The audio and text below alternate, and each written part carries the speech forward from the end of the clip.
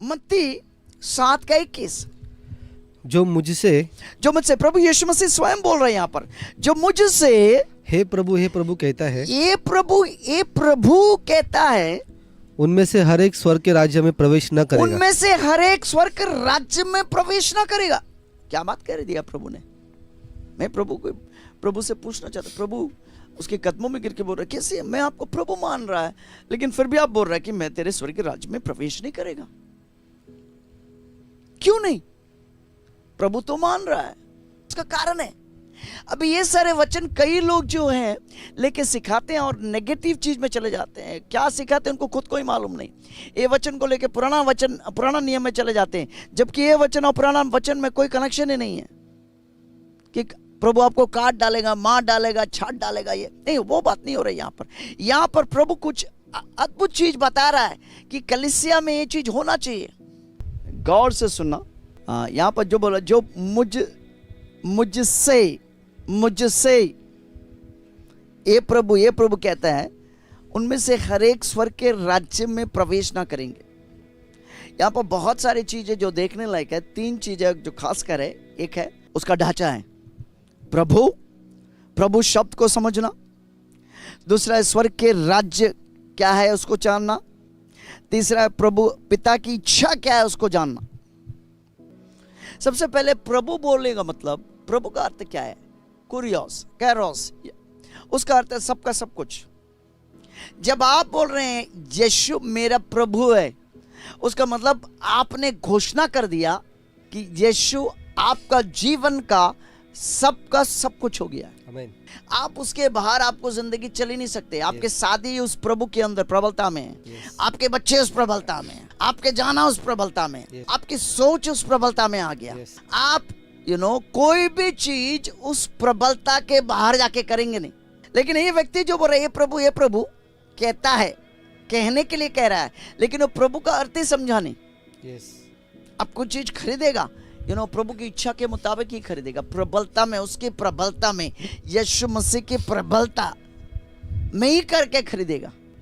यहाँ हर समय आपको यही चाहत है कि प्रभु की इच्छा क्या है, प्रभु किसे खुश हो रहा है। सबसे पहले आपको जानना है ये व्यक्ति क्यों स्वर्ग में नहीं जा रहे। जो मुझे ये प्रभु कहते हैं, ये व्यक्ति क्यों स्वर्ग राज्य में प्रवेश नहीं हो रहा? क्योंकि उसने प्रभु के मतलब को ही समझा। प्रभु का मतलब ही है सबका सब कुछ। जब आप बोल रहे यीशु मेरा प्रभु है, दैट्स इट, आपका फ्रीडम खत्म हो गया। लेकिन अब आत्मिक क्षेत्र में आपको फ्रीडम आ गया। आप नहीं समझते ये बात। अब जो प्रभु यीशु मसीह में है उसमें दंड की आज्ञा नहीं है, रोमी 8:1। लेकिन उस प्रभु का अर्थ ही समझते नहीं हम प्रभु सोचते हैं बस संसार के प्रभु जैसे, जिसको बनाते हैं, जिसको लेके चलते हैं, जिसको रखते हैं, उस तरह का प्रभु आप समझ लिया। संसार के प्रभु में से एक प्रभु नहीं, वो ही है भाई। आकाश और धरती के मालिक। कोलोसी 1 में ऐसा लिखा है, जो कुछ है सब कुछ उसके द्वारा बनाया गया, उसके लिए बनाया गया, वही सबका सब कुछ है।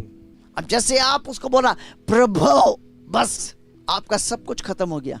देखो पौलुस क्या बोल रहा, अब मैं जीवित नहीं रहा, मुझ में मसीह जिंदा है। अब जब प्रभु बोल रहा है, आप बोल रहा है मुझ में मसीह जिंदा है। मुझे कब्जा कर लिया भाई। मेरी सोच, मेरे विचार, मेरे जाना, मेरे आना, सब कुछ मैं मसीह में होके कर रहा है। प्रभु मेरी जिंदगी हो गया। उसके बाहर मैं सोच भी नहीं सकता उसमें।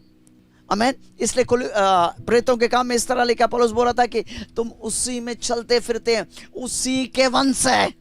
कैसे बोल रहा उसी का वंश है? क्योंकि उसको वो प्रभु शब्द का अर्थ लेके बोल रहा है। प्रभु कुरियोस, प्रभु शब्द का अर्थ ही है सबका सब कुछ। आपका बिजनेस उसमें होना चाहिए, आपके पत्नी उसमें, आपके बच्चे उसमें, आपकी जाना उसमें, आपकी गाड़ी उसमें। आपका संपूर्ण नियंत्रण करने वाला व्यक्ति को बोलते हैं प्रभु। आमीन। ये व्यक्ति जो बोला, जो मुझे ये प्रभु, वो प्रभु का अर्थ समझाने। Come on, let's pray. Shall we just pray right this minute? Father, we thank you, Daddy, for the word.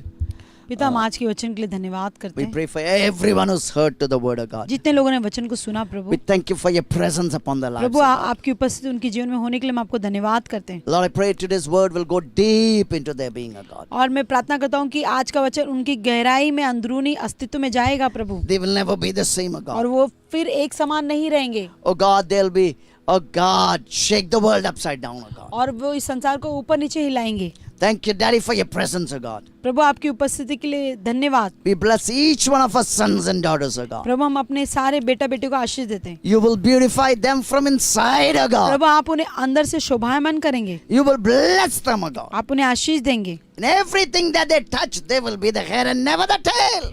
और जो भी वो छुएंगे वो आशीषित रहेंगे, वो सिर बनेंगे, पूंछ कभी नहीं। Let them be blessed beyond measure, oh God. समझ के परे वो आशीष होने दीजिए प्रभु। Thank you, Daddy, for your presence, धन्यवाद oh आपने God. ऐसे किया प्रभु। Your hand is upon them, oh God. प्रभु आपका हाथ उनके पर है, In Jesus' name we pray. और प्रभु सारी बातों के लिए हम आपको धन्यवाद करते हैं। यीशु के नाम से हम प्रार्थना करते हैं, Amen. आमीन। Shalom. Be blessed.